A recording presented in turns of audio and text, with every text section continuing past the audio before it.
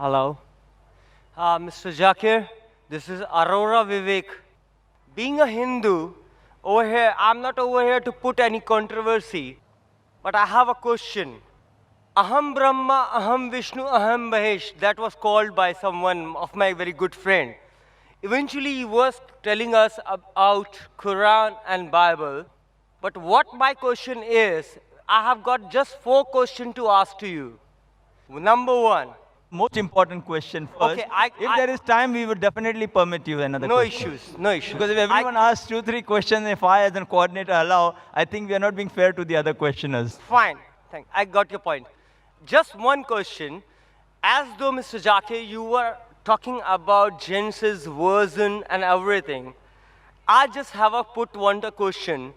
If you are making a comparison between the Quran and Bible, why not a comparison between the Vedas, the Quran, and the Bible? They are versatile in each every manner. One each eventually is cooperated with each other. God, the Almighty is one. Rather, it called be as a Allah, it's called by Bhagwan or Jesus. Why not make it sure? All of the people should say, why not only one? Brother asked a very good question, very important question, very practical question. When I'm making comparison between Quran and the Bible, why not make comparison between Quran, Bible, Veda, etc.? And he said that why don't you follow all? And that is what I tell the people, that's what the Quran says. Ta'alaw ila kalmatin sawa'in bainana bainakum. Come to common terms as between us and you. Brother, what I tell every human being, any, whether it be a Hindu, Christian, Muslim, Jew, Sikh, Parsi, no problem. I tell them a simple thing which everyone will agree. At least agree that one scripture is the word of God. No one would mind doing that. The Hindu would say, okay, fine, Veda is the word of God. Christian will say, Bible is the word of God. Muslim will say, Quran is the word of God. The Sikh, he will say, my Granth is the word of God. The Parsi, he will say that my Avesta is the word of God. No problem. Now, put all these scriptures together. What is common? Let us agree to follow that. What is not common? We can discuss that tomorrow. Correct? I only ask them one thing. What is common in all these scriptures? Let us agree to follow. Because Sorry to interrupt you, sir. Sorry to interrupt you. Brother, please let me complete the answer. And Please, after Mr. Zakir. after I finish the answer, what you want, you can say. Maybe what you want to ask, I will give in the answer. Correct? I go in stepwise. Right, sir. The mathematical, if you want to solve a problem, if I directly give you the answer, you won't understand. I have to go stepwise. 1, 2, 3, 4. Fine? Exactly. So my only request is, what is common in all the scriptures, let us follow. What is not common, we'll discuss later on. Fine? Now, common in all the scripture is that God is one. So let us believe God is one. Ved says that God is one. Didn't I say that? Ekkam evidityam. God is only one without a second. Bible says that. Gospel of Mark, chapter number 12, verse number 29. Book of Deuteronomy, chapter number 6, verse number 4. Shema Israel, Adna Ilhadna Ichad. Hear, O Israel, the Lord, our God is one. The Jews say that, the Christians say that. Quran says, Kul wallahu ahad. Say there's God one and only. So where does this Trinity come in between? Where does this Brahma, Vishnu and Shiva come in between? Where? I didn't believe in that. Brother, let me complete. There is no Brahma mentioned in the Quran. There is no Shiva mentioned in the Quran. There is no Jesus mentioned in the Quran that he is God. It's mentioned in the Quran he is a messenger of God. The Bible also doesn't say that Jesus is God. It is the false reading of the Christians. So how come you are saying that it doesn't matter whether Allah, Jesus? It matters. The Quran says, in Surah Isra, chapter number 17, verse number 110, Qulidullah abidur rahman ayamatadu falal asmaul husna. Say, call upon him by Allah or by Rahman. By whichever name you call upon him, to him belong the most beautiful names. It should be a beautiful name. It should not conjure up a mental picture. It should be a true name. You can't give a false name to God. You can't insult God. You can't belittle God.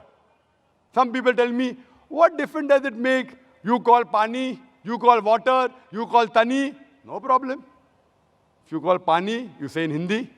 Tani, you say in Tamil. Moya or mai, you say in Arabic. Jal, you say in Hindi. No problem. You can call by any name. But then, one morning, my friend comes and tells me, every morning I have water.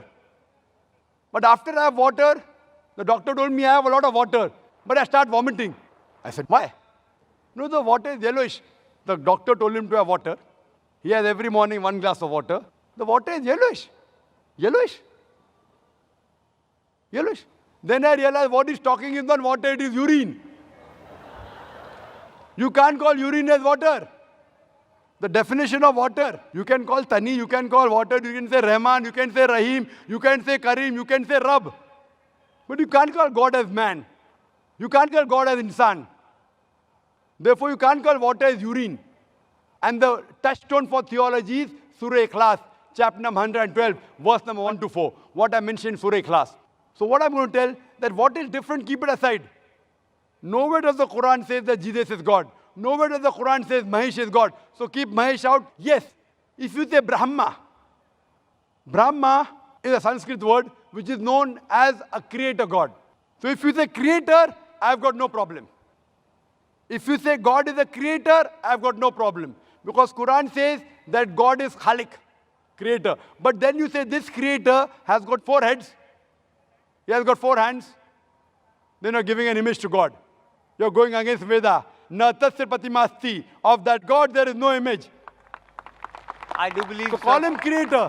But you say that creator is a man, then he's not God. I do have an He should apology. be the creator. So same way, brother, if you see my video cassette, similarities between Islam and Hinduism, inshallah, most of the queries will be answered. Hope that answers the question. I do apologize. What I was specifically want to say to you, Mr. Zakir, I do not want to get into controversy over here. My thing is this, Mr. Zakir was telling appropriately right what exactly was over here the people is wanting. What I wanted to know, basically, exactly what the speeches he is providing to us, we are over to listen him. Exactly the Renaissance, the creator of the world, rather it should be counted as Allah, Bhagwan, or the Jesus, should not be created in self. It has to be materialized with differentiations. Thank you. Brother, if you had heard my answer, you call him Allah, I've got no problem. You call him Bhagwan, as long as what is the meaning of Bhagwan? According to Rajnish, Bhagwan means something else. I don't know whether you know. According to Rajnish, what definition Rajnish gave, then I cannot believe God is Bhagwan. So what we have to realize, we have to believe in the concept of the Almighty, the Creator, the Maker. If you know that concept, and the word should be chosen correct. It should not be a wrong word. And what word is common between the scriptures, we have got no objection. But Jesus, as you again mentioned, is not common in the Bible and the Quran.